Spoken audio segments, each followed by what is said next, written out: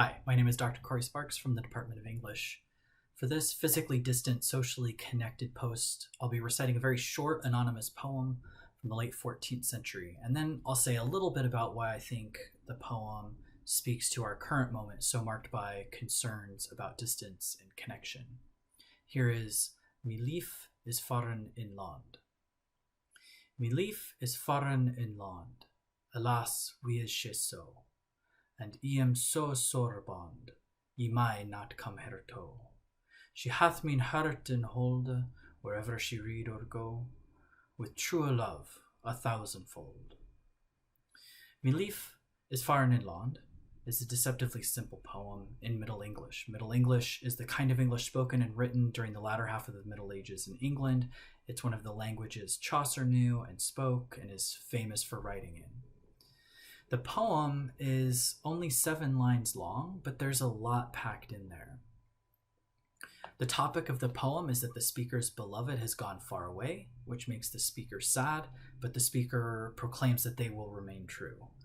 It's very clearly what's called a lyric poem. That is, it sounds like a song, like song lyrics, and its topic involves love, and there's clearly a speaker telling us, the audience, about his or her feelings about a situation.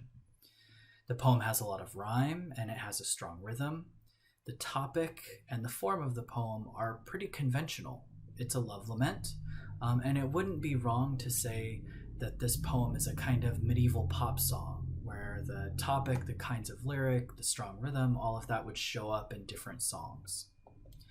However, the poem quickly becomes more ambiguous and complicated when we reconsider the first line, Lief is Faren in Londe. And scholar Susan Yeager has argued for the complicated nature of this line in particular really well. The first line is usually glossed or translated as, my beloved is far away in another land.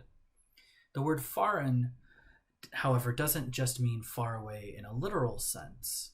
Just like we might metaphorically say a lover has become distant, the word Faren has metaphorical meanings. In this case, Faren can also signal exile, and it can even mean that someone has died.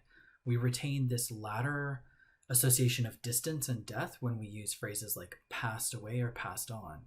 Similarly, in the third line, the word bonde, the last word in that line, which means bound, suggests not only the helplessness of being geographically distant, but also possibly constraints that might have to do with family or with the law.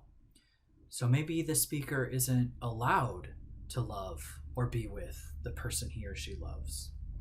Moreover, that constraint that we see in the word bonde may register the gulf between the living and the dead. Ultimately, then, in the final line of the poem, the speaker proclaims his or her faithfulness or trueness, a dedication to their beloved that would exist even if the distance that separates the lovers were, the speaker says, a thousandfold. I appreciate the way this short medieval poem can eloquently speak to our own thoughts and feelings about what it means to be separated from one another. It laments literal and metaphorical distances. It also proclaims true love. To put that all slightly differently, I would say that the poem proclaims a desire to stay connected. Thank you.